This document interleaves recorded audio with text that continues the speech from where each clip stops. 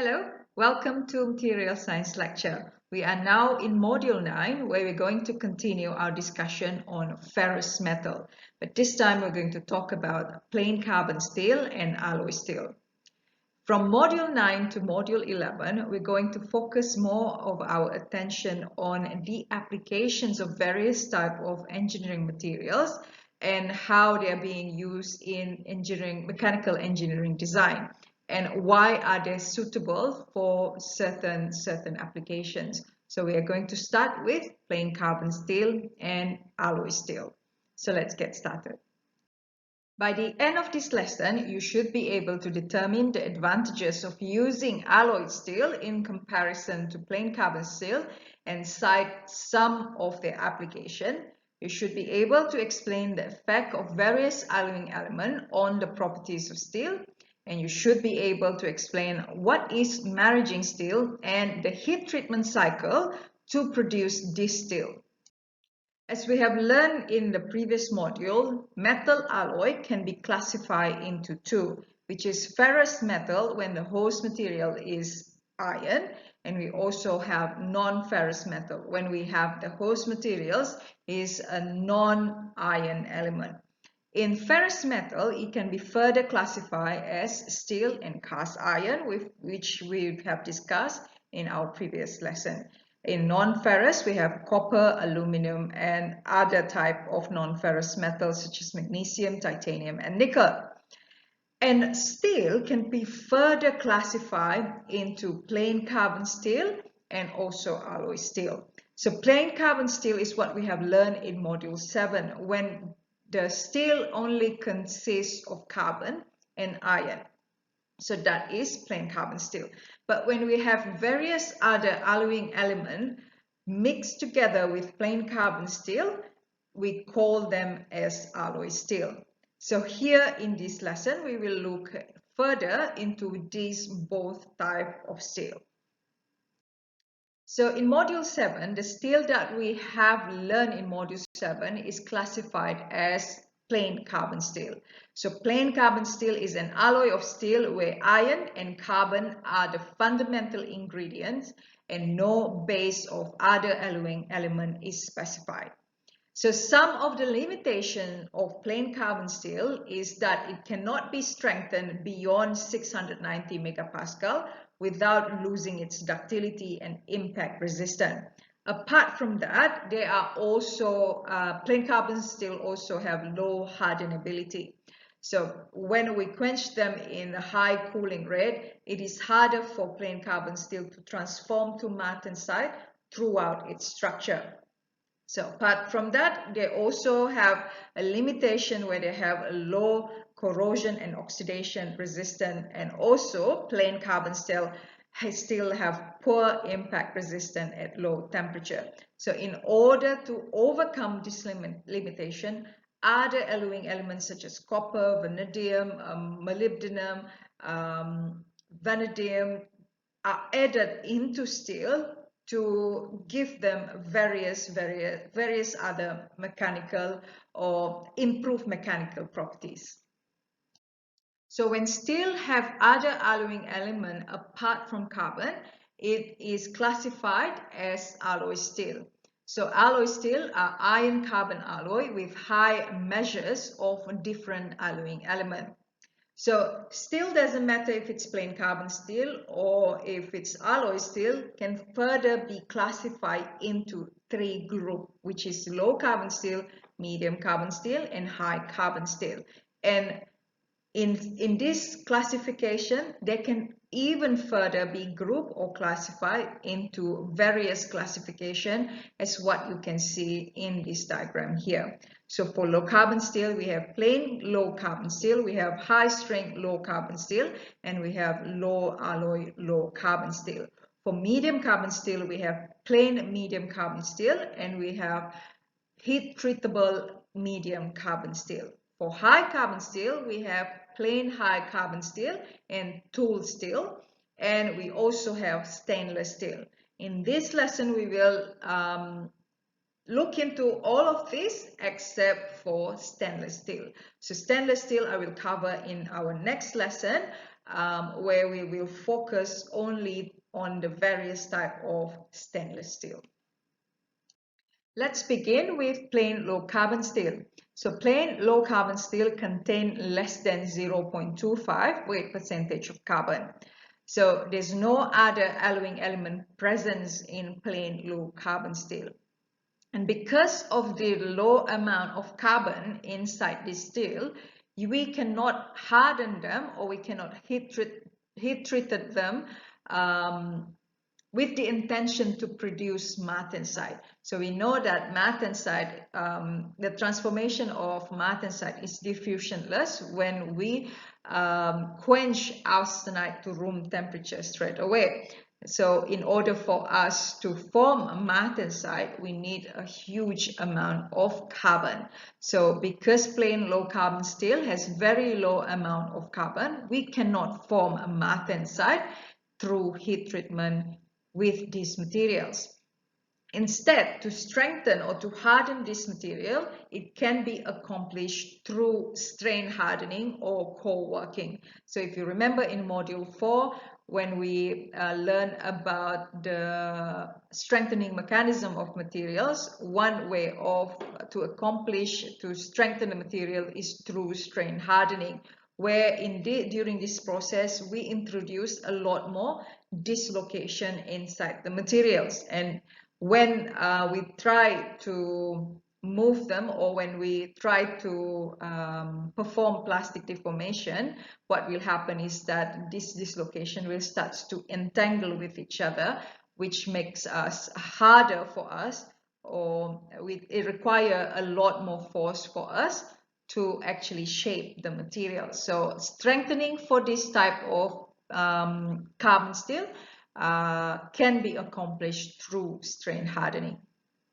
The microstructure of plain low carbon steel consists mostly ferrite, which what makes them quite soft. So this is the microstructure of plain low carbon steel, consists 0.08 weight percentage of carbon. So as you can see here, the microstructure consists mostly ferrite surrounded by a small region of perlite around the ferrite grain. So ferrite has BCC crystal structure. It has a 12 slip system that will allow it to be a little bit ductile compared to a lot of other crystal structure.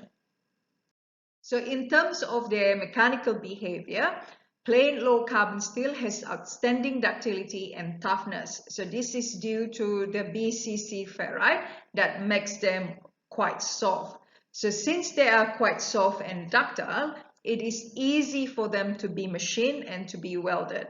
And because there's no other alloying element involved in making these materials, they are quite cheap if we compare to other type of steel. So in terms of their application, they are used for making car body panels due to their excellent ductility. So apart from that, the typical applications of this material include structural shapes such as I-beam, channel, and angle iron. And also they are made into sheets that are used in pipeline and buildings. Another type of materials that falls into low carbon steel category is high strength low alloy steel, with the abbreviation of HLA steel. So you're probably familiar, or you've seen these abbreviations somewhere. So this type of steel still contains low percentage of carbon. However, it also contains other alloying elements such as copper, vanadium, nickel, and molybdenum in a combined concentration as high as 10 weight percentage. So because of this addition of other alloying element, they have a higher strength and hardness if we compare to plain low carbon steel. And now with the various alloying element that's added into this material, this steel can be heat treated. So the alloying elements are intended to alter the microstructure of carbon steel to produce a very fine dispersion particle in an almost pure ferrite matrix. So for example, the addition of alloying elements such as vanadium. So vanadium can combine with the little amount of carbon inside this carbon steel to form a small particle called vanadium carbide. And this vanadium carbide is an extremely hard ceramic that will be dispersed throughout the ferrite matrix, as what you can see here in this diagram. So what you can see here is the dispersion of precipitate in ferrite matrix. So this precipitate is the strengthening mechanism whereby dislocation motion will be impeded. So this is the strengthening mechanism that we learn in module 4 called precipitation hardening. In terms of the mechanical behavior, in comparison to the plain low carbon steel, HSLA have higher tensile strength. So they have a tensile strength in excess of 480 megapascal. They also have higher strength to weight ratio if we compare to the plain low carbon steel. So this is the properties that is important, which will allow us to compare material of different mass for application where resistance to breaking is the priority. And also this material still have, because of the FCC ferrite as the metric, they can also have a good machinability and formability, because this material is still a little bit ductile if we compare to the steel that contain higher amount of carbon. And also the addition of alloying elements such as nickel will make this material can resist to corrosion better. So nickel will form nickel oxide on the surface of the material when it is exposed to atmosphere. So HSLA still are resistant to corrosion. So because of their better or higher strength to weight ratio and specific mechanical properties that they have, HSLA steel are well suited for application where the material must withstand low temperature environment, as well as those that require higher abrasion and corrosion resistance. So HSLA most commonly used in many industrial applications, including transmission pipelines, heavy equipment, shipbuilding, rail cars, and structural steel. Now let's move on to plain medium carbon steel. When we categorize the material as medium carbon steel, it consists carbon concentration between 0.25 weight percentage of carbon to 0.6 weight percentage of carbon. Because now the amount of carbon, it's a little bit higher, they can be heat treated by austenizing, quenching, and then tempering to improve their mechanical properties. Means that we can form martensite with this medium carbon steel. However, with plain medium carbon steel, they still have low hardenability. Means that only a thin section of the steel can be successfully transformed into martensite during quenching. So this is the microstructure of medium carbon steel, plain medium carbon steel with and without heat treatment. So without heat treatment, this is the microstructure of 0.8 weight percentage of carbon, showing perlite and ferrite microstructure. So this is before it's being heat treated. And then this is the microstructure in figure A of the quenched plain medium carbon steel with 0.8 weight percentage of carbon, showing martensite formation. But because of its lower hardenability, this microstructure is only on the surface or a very thin section of the material. So in order for us to increase the capacity or to improve the capacity of medium carbon steel to be heat treated, other alloying elements need to be present. For example, the addition of molybdenum can increase the hardenability of this steel. So how did the molybdenum do that? Is that it will lower the required quench rate during the heat treatment process. So when we learn about hardenability, normally when we have a slow cooling rate, what will happen is that the material will transform into perlite instead of martensite.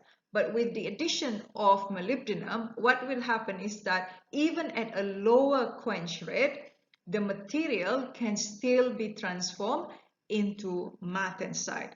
So this will make this material have a microstructure of martensite throughout its structure.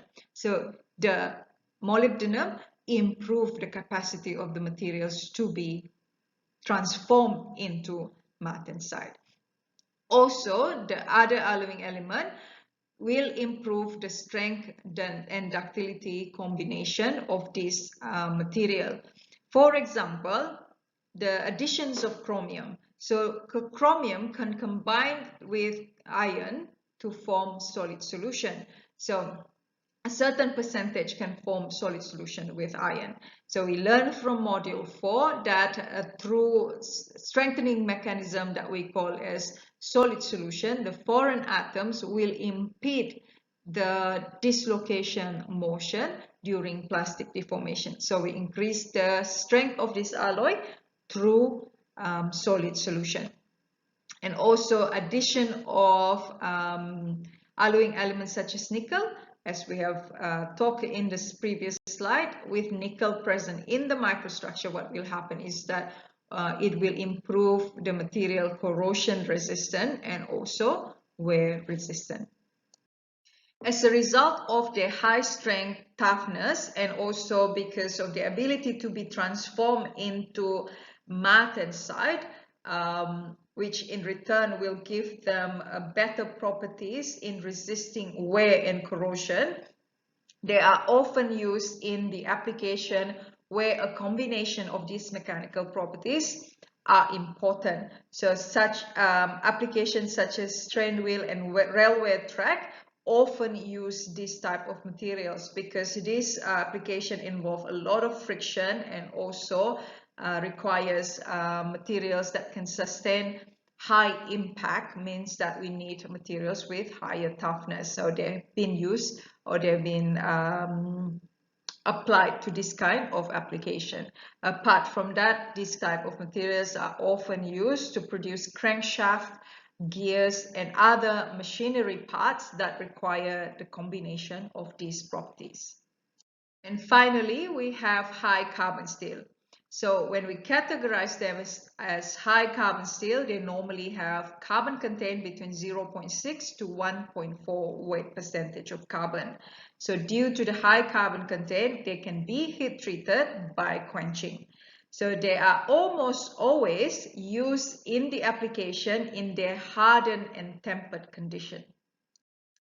So this is the microstructure of plain carbon steel with 1.35 weight percentage of carbon.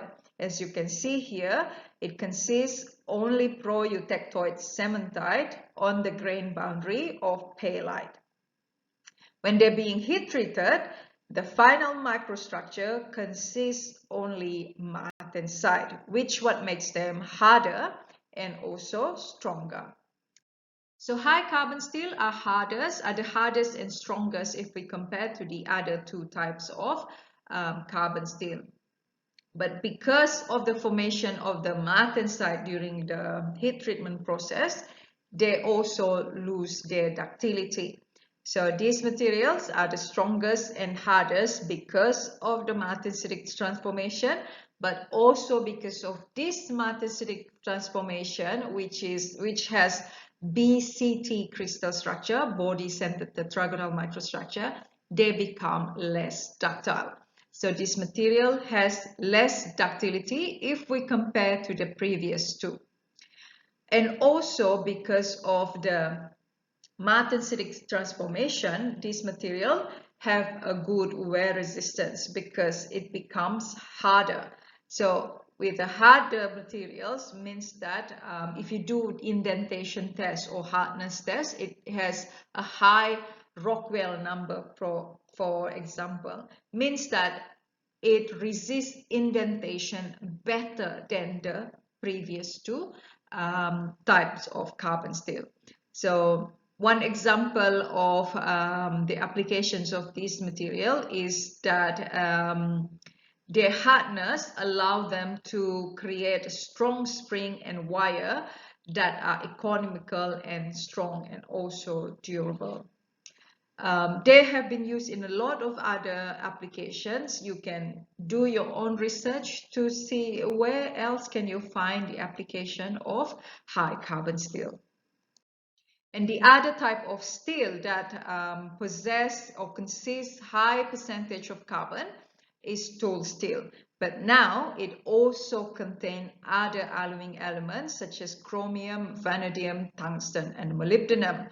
And this alloying element, again, will combine with carbon that present in the steel and create an intermetallic compound such as tungsten carbide.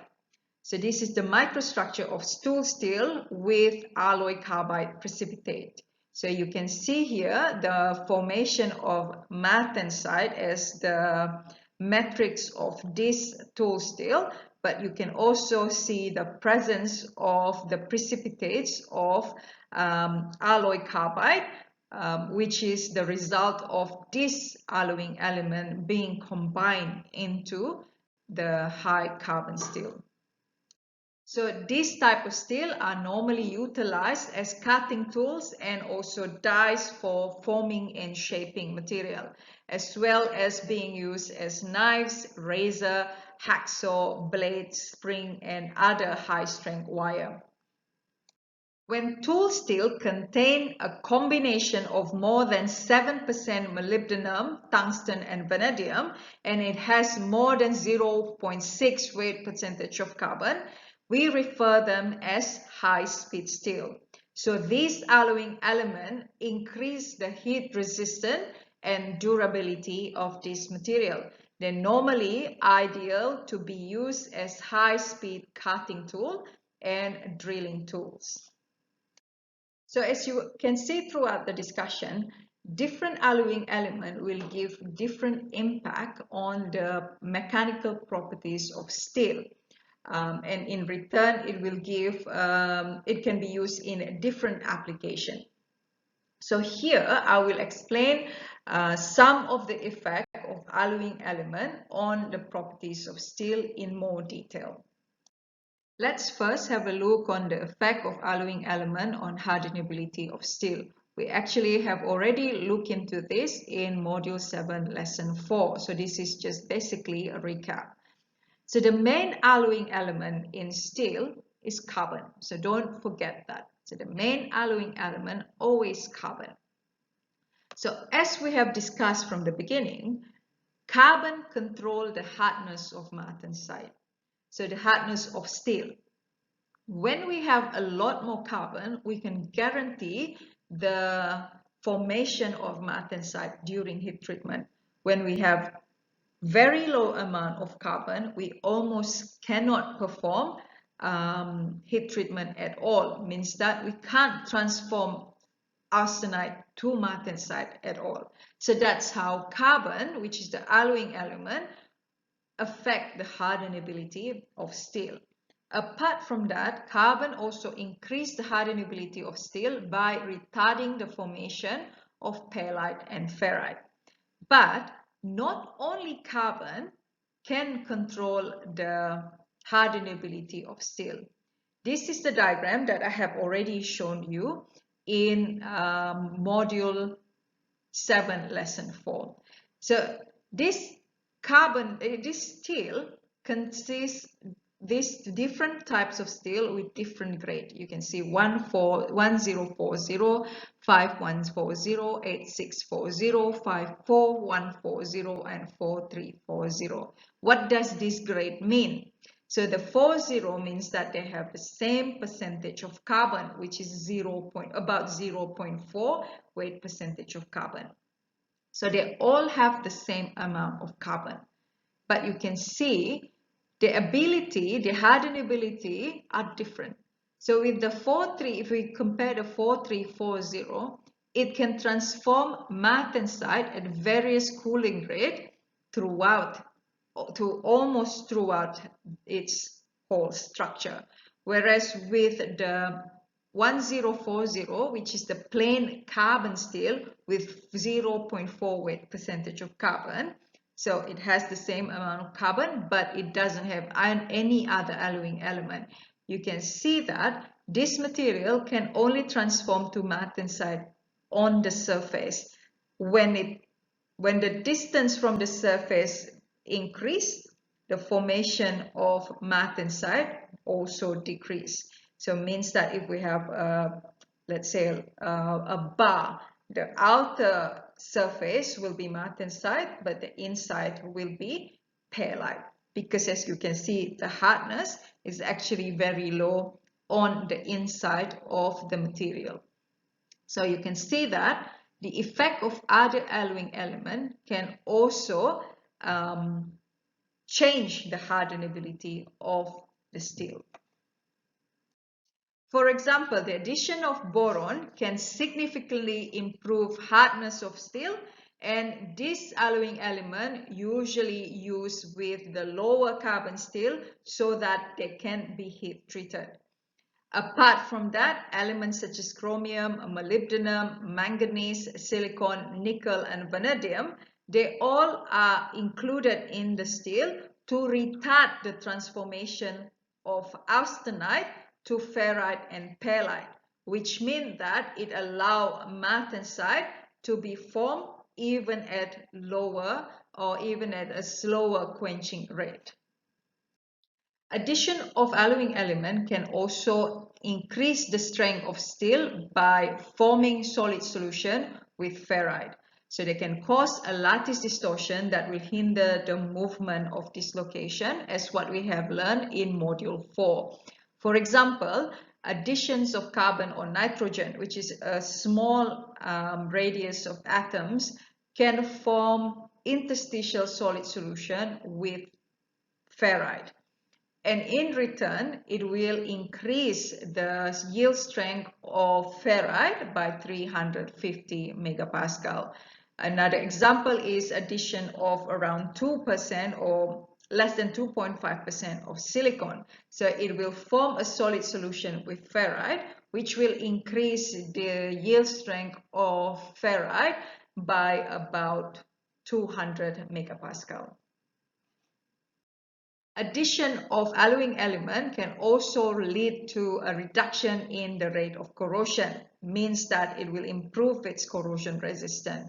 So alloying elements such as chromium combine with oxygen in the air and form a stable chromium oxide layer on the surface of the material to protect the base material from the outside environment. We will talk a lot more about this in our next lesson when we talk about stainless steel. So stainless steel is the type of high carbon steel with a lot of alloying element inside it, and it is mainly being manufactured or being produced to be used in the environment where it needs to be protected.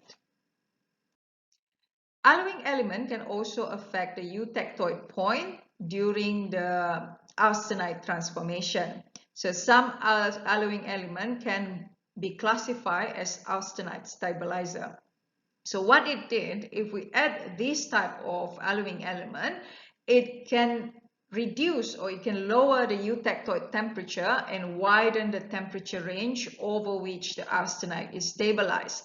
So here, as you can see in this diagram, there are two elements that when you add them at different concentration, no matter at what concentration, the eutectoid temperature will become lower. So the normal plain carbon steel, we will have a eutectoid reaction happen at 727 degrees Celsius. With the addition of nickel and manganese, this eutectoid reaction, the temperature for eutectoid reaction will be reduced. And why is this important? So I take, for example, magnesium. So addition of different percentage of concentration of manganese, not magnesium, manganese will lower the eutectoid reaction temperature, which means that if we want to perform heat treatment process and we need to austenize, so we need to transform the microstructure of the steel back to austenite. With manganese in the material as an alloying element, what will happen is that we don't need to heat them up to a very high temperature to transform them. With manganese inside the materials, the transformation from perlite and cementite to austenite, the temperature will be lowered down. So the austenite is stable at a much lower temperature. There are also alloying elements that can shift the eutectoid temperature to a higher temperature. This alloying element acts as a ferrite former. So they raise the eutectoid temperature and restrict the austenite field transformation. So here, alloying elements such as chromium, tungsten, silicon, molybdenum, and titanium are classified as ferrite former. So with the addition of this material, the field where austenite exists will be shrink. So for example here, with the addition of different percentage of titanium, the field where austenite exists or present is shrink down in a drastic way. For example, with only additions of 1% of titanium, the temperature range where austenite exists is reduced. So why do we need this kind of alloying element? So for example, if you have, we know that steel, ferrum iron is only magnetic when they are in BCC crystal structure, which is the ferrite structure. So they have Curie, what we call as Curie temperature. Above that temperature, steel will not be magnetic. So with austenite microstructure, steel are not magnetic. With ferrite microstructure, they are magnetic.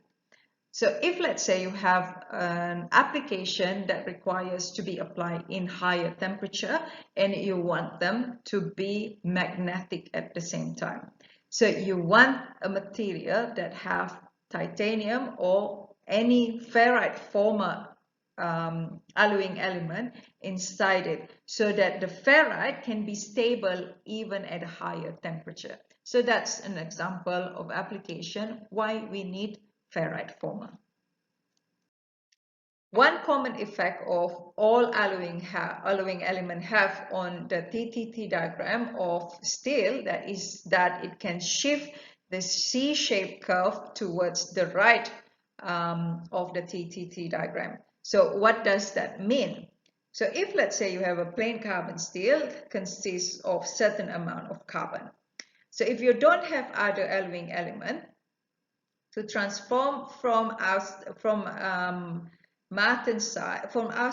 to martensite, it needs to happen instantly.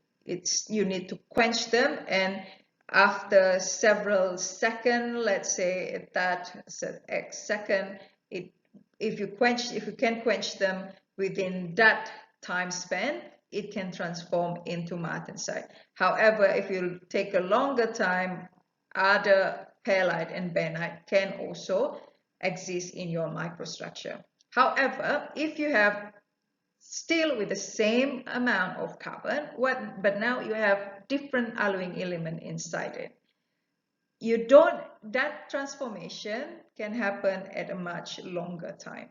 So the transformation from austenite to martensite can happen at a delayed time.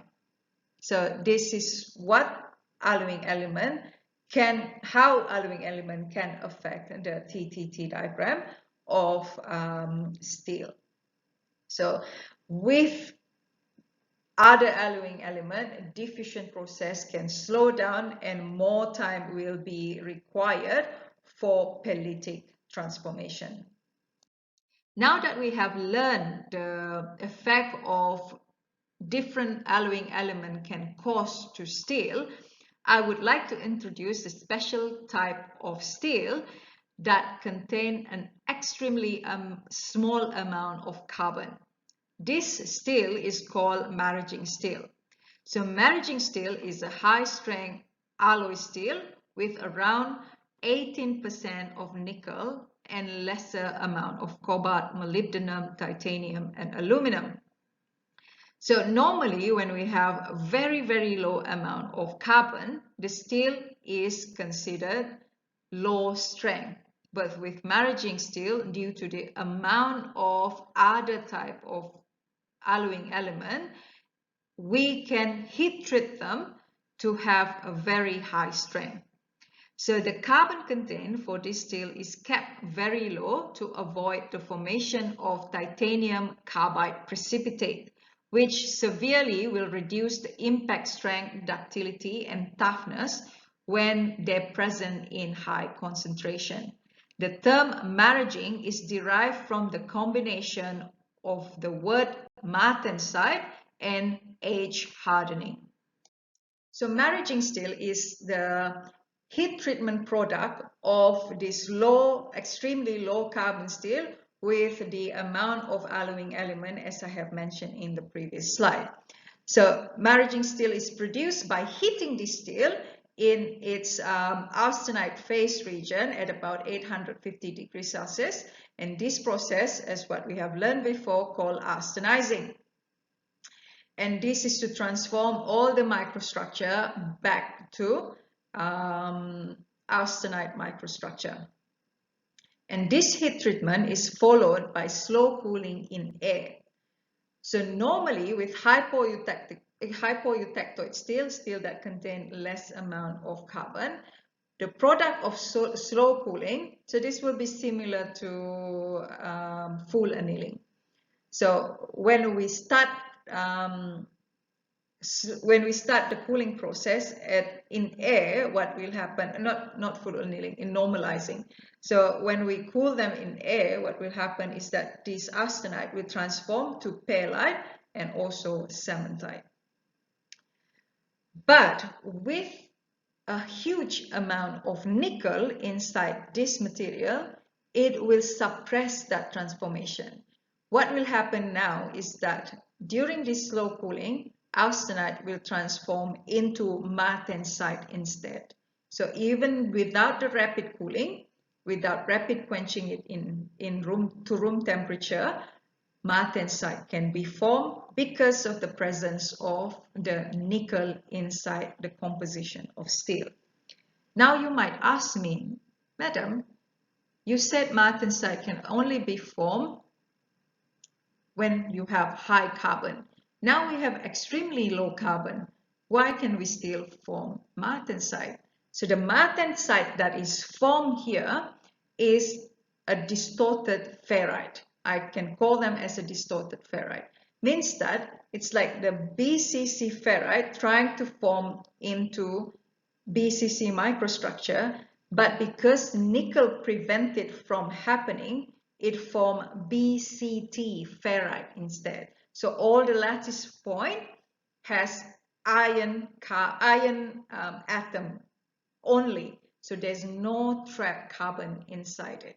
So it still forms BCT microstructure, but without the carbon atom. So obviously BCT has lack of symmetry if we compare to BCC and FCC, and also lack of close pack arrangement that will allow the dislocation motion to happen. So we expect that the BCT here, even though without carbon, it will still be much harder if we compare to FCC austenite and the BCC ferrite. So we improve the mechanical properties by changing the microstructure. So the martensitic microstructure in this maraging steel is much softer than the martensite that is formed with the plain carbon steel, because in plain carbon steel, the BCT has carbon inside it. With this one, we don't have carbon. So they're much softer than that martensite, but obviously they're much harder than BCC and the FCC ferrite. So if you're confused, try to write down what I'm saying and listen to it over and over again. I'm sure you will get it. Okay?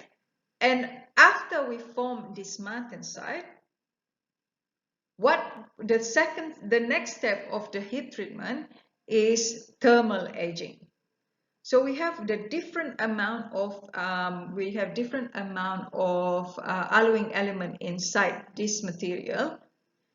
What will happen if we heat this material again to a temperature that is much lower than austenizing temperature and leave it for several hours?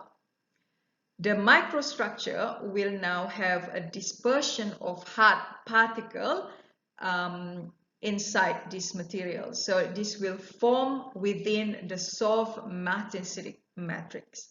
So now we strengthen and toughen the material at the same time through precipitation hardening. So the microstructure, the final microstructure of this maraging steel will consist of martensite matrix with the hard dispersion particle dispersed in the matrix of the martensite. So the precipitate in maraging steel are effective at restricting the movement of dislocation. So maraging steel is used in aerospace applications such as landing gear and a lot of other applications in aerospace. Another most important application of maraging steel is fencing sword, the blade for fencing sword. So due to its strength and flexibility and extreme toughness, the professional fencer will only compete using this steel. So the fencer starts to use only this type of steel from 1982. So in 1982, there's a world championship competition for fencing. So what happened during that time, they still use different type of steel, and we know for different type of steel to harden them, especially the high carbon steel, to harden them is that we use heat treatment process that will transform them into martensite. And this type of martensite with high carbon content, it's very brittle and it is very hard. So once once they're being used as blade, if they bend too much, what can happen is that they can break into two. So during this competition, the Soviet champion called Vladimir Smirnov died because of the broken blade. So his opponent blade was broken, and it's very, very, very sharp blade punctured his helmet and broke his helmet, and it's actually penetrating his mask and penetrating his brain, and he died because of that tragedy. So since then, they have to change the blade to maraging steel, in which even with extreme bending, this material will not break due to the martensite that is formed during this heat treatment process. So the martensite is much softer. It will allow the materials to bend. So it won't break as what happened with that tragedy. So that's about it for this lesson. In summary, we have learned about different types of steel. We call steel plain carbon steel when it doesn't have any other alloying element except for carbon. So when carbon content in the steel is increased to above 0.3%, we've learned that it can be heat treated by quenching and tempering to produce high strength with reasonable ductility. We've also learned that alloying elements such as nickel, chromium, and molybdenum can be added to plain carbon steel to produce steel with enhanced properties. And we've learned that maraging steel is a special kind of low carbon steel with high concentration of alloying element with high strength and excellent ductility. I will see you again in the next lesson where we will continue our discussion on alloy steel, but we will only focus on stainless steel. So that's about it for this lesson. Thanks for listening.